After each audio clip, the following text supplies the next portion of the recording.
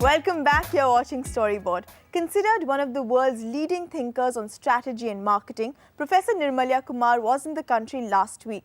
Recently appointed as a member of the Group Executive Council at Tata Sons, Professor Kumar met up with Storyboard to talk shop. From lessons in nation branding to setting the agenda for corporates in India, everything is up for discussion with Animesh Das.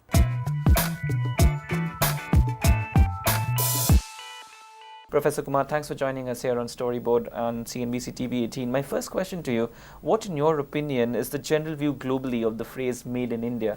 So made in India, like made in China, like made in any emerging market, has a negative connotation. People don't associate made in any emerging market as being associated with high quality, with reliability, with premium products.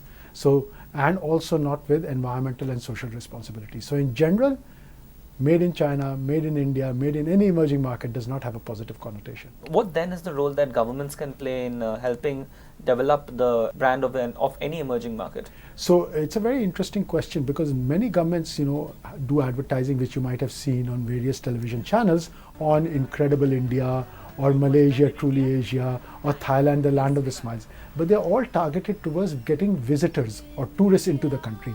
Very few countries do advertising which is about getting the image of their products made in their country up.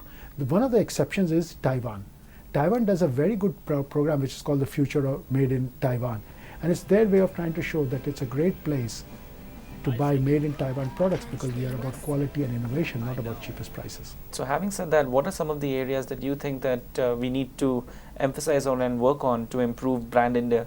To improve brand India, now people always forget that branding is not about advertising, right? Branding is about making sure that the product is good. If the product meets the consumer needs, then the rest of the advertising may not even be necessary, right?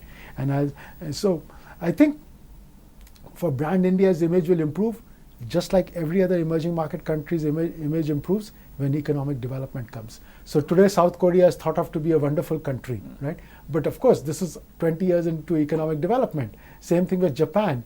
Today Japan is considered to be an aspirational country, right? That's 40 years into the development of Japan I suspect China and India are going to be the next places as we economically develop. What role can the citizen really play in helping to get this change happening? So for an individual citizen to try to change the country of origin image is not possible, right? Okay. So this is going to be thing now, but for an individual corporate, there is great potential. For example, a lot of the image of Japan was changed by Sony and Toyota. As Sony products became known for innovation, for quality, as Toyota became to be known as the best car company, it changed the image of Japan. Similarly, Samsung, Kia, Hyundai, LG have changed the image of what made in South Korea means. Yeah. Western consumers don't know the country well. They know the brands that come from that country. Yeah. So if they feel highly and have a high esteem for the brands of that country, their image of the country of origin changes. All right. I'm going to read out a quote. You have said the country of origin automatically has connotations of 6 dimensions: quality, innovativeness, aesthetics, prestige, price value, and social responsibility. Of these 6, which ones are we best placed to exploit here in India? So I think that in certain product categories, we can exploit all of these dimensions, especially prestige, aesthetics we can enjoy. Because while India may not be known in general for these dimensions, but in certain categories like things, if we can connect something to our historical heritage, if we can connect something to the naturalness of India, if we can connect or if we can market certain natural products that we produce like the Alfonso mango or the Darjeeling tea, or the coffee from South India, if we can imbibe those with some characteristics and if we can do a marketing program around that which involves defining the region, putting some mythical qualities about that region in place so that we try to explain to people why is it that Darjeeling tea is so special. And this special Darjeeling tea cannot come from anywhere except Darjeeling because nobody else has the conditions of Darjeeling. In India, we have in the past 20 years gone from a state of having little or no choice to having an abundance of choice. Is this good or bad for customers? So choice is always good for customers because what choice does is, if people don't want to compete on price, if there are 20 choices for a customer in a category, either you sell it on price or you have to sell on some attribute which the other 19 don't offer. So the first thing that choice does is it gives more choices to customers, which means each of the brands has to stand for something unique, which means it's going to be a better fit for the customer that buys it. The customer doesn't have to buy one thing which is a compromise for what many segments want. Every segment can get exactly what they desire. So that's the first advantage. The second advantage of choice is choice forces companies to be more competitive. It forces them to look hard at their costs. It forces them to attack their costs, because you can't sell anymore by asking just for a premium. You have to justify every portion of your cost to the customer. So by having choice, you increase quality, you increase the variety available to customers based on their different consumer tastes, you attack your costs in a hard way because nobody is willing to pay a price penalty unless there's a good reason to. So these are all the benefits. My final question to you, when do you see the first global Indian-born non-services brand, or do you think that the country already has produced some in this regard? We have some brands out of India, but they are not yet global in the way a Toyota is, or a Sony is, or a Mercedes-Benz is, right? Please remember that Indian story of corporate India is only 30 years old, for the most part. The globalization part is about 10 years old. Yeah. You see, to build a global brand takes generations. It took Toyota, Hyundai, 30, 40 years to build a global brand. So we have to remember to be patient, because building a global brand is a long-term, multi-generation task. So I think you should not expect to see brands going global from India in the next year or the next 5 years. But in the next 10 to 20 years, you will see some global brands coming out of India. With the explosion of digital and social media, one thing is clear. Brands can no longer control all information about themselves, and the need of the hour is to shift from brand messaging to storyscaping. And while brands are still making that transition, agencies need to ramp up their offerings to meet their clients' changing demands. Here's what Rajdeep Endow, who is the Managing Director of Sapient India and co-leader of global delivery for Sapient Nitro, had to say about this. Listen in.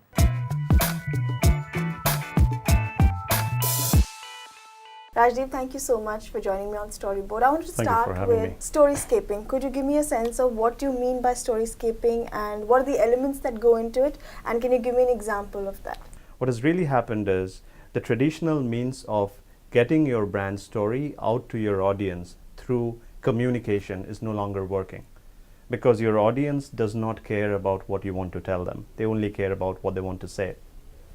So the shift that we are seeing, and which is the foundation of storyscaping, is that brands need to move away from communicating a story to making it a set of experiences, connected experiences, recognizing that each of your audience member will access your brand story differently through different devices, through different media, at a time of their choice, at a place of their choice. And how they move from one media to another is not something that you can control. So effectively, what you need to create is a platform, and I'll give you an example that will illustrate this, a platform where consumers can dip in and out of brand experiences and traverse their own path and create their own path.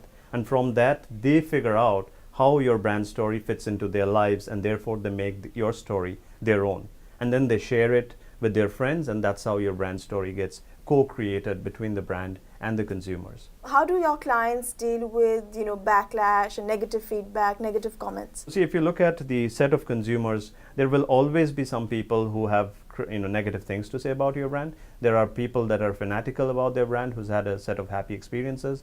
There are people somewhere along the middle. Your best bet is to first be authentic about that interaction. You can't fake that. So if you have genuinely made a mistake, our advice is to say sorry, to make an offer to correct it and move on. And what that will do is, you may or may not win your critics, but the people that genuinely believe in your brand, that will see that as a positive interaction. It kind of reaffirms what they like in the brand. The people that are sitting in the middle of the path, they will see that personality of the brand. What about agency structures? Because as dollars shift from traditional to digital, how are agency structures changing? How is your agency structure changing? I think there are three big areas in which agency structure is going to get impacted by the shift of advertising dollars to digital. See, the first shift is, it is no longer about communication, it is about creating experiences like we just talked about, right? So therefore, the agencies will have to add muscle in experience design, in how to convert that experience into reality through technical capabilities. The second thing that we think is going to happen is the media planning process and the creative process and the strategy process are going to get far more integrated. You know, in our agency, we call that connected thinking. So the ability to get diverse capabilities into one room and ideate on the client's brand and business plan is something that I think many agencies, due to their structures, are not in a position to do. In the typical holding company structure, all the capabilities are so fragmented across multiple small agencies to get them into one room and talk about the client's idea. That doesn't happen as easily. And many of the holding companies, if you just look at what they're doing, they're trying to create a layer around these capabilities to help facilitate that process. So that's another big shift that we think is going to happen. Time for another break here on Storyboard. Coming up ahead, Kajol helps Lifebuoy and the Hindustan Times new campaign.